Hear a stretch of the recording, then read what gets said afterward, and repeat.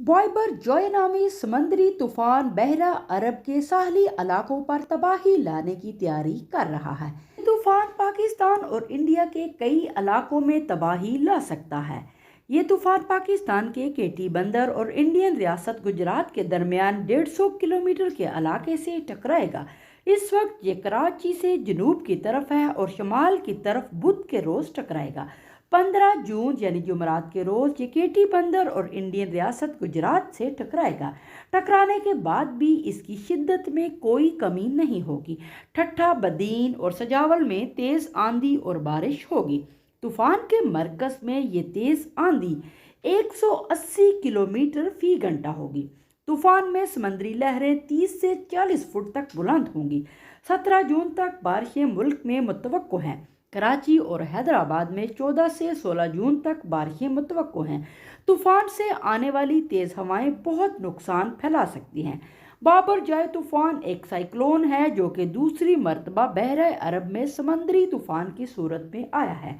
समंदर में मौजूद गर्म हवाएं साइक्लोन पैदा करती हैं। कई रोज तक ये तूफान शिद्दत इख्तियार करता रहा। आखिर 6 जून को साइक्लोन में तब्दील हो गया। समंदरों के अंदर ये तूफान इंतहाई शदीद नोयत का होता है, लेकिन ज़मीन के पास पहुंचकर इनकी शिद्दत में कमी आ जाती है। अगरचे बराह रास्त तूफान इतना नुकसान ना भी पहुंचाए तो भी ये अपने साथ लाई गई हवा और बारिश से काफ़ी नुकसान पहुंचा सकता है। ये कहना काफ़ी मुश्किल है कि कौन सा तूफान कितना ताकतवर है और कितना नुकसान पहुंचाएगा।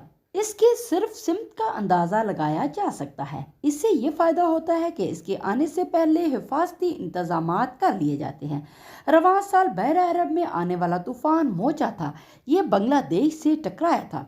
इस तूफ़ान का नाम बांग्लादेश ने ही बॉयबर जॉय रखा था। बांग्लादेशी ज़ुबान में बॉयबर जॉय का मतलब तबाही होता है।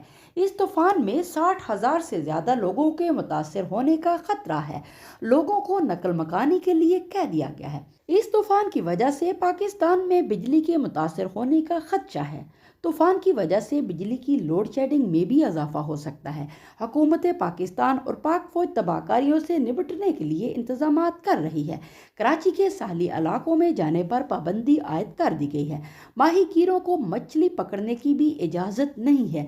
तेज़ हवाओं से बिलबोर्ड करने का खदशा है, इनको भी हटाया जा रहा है।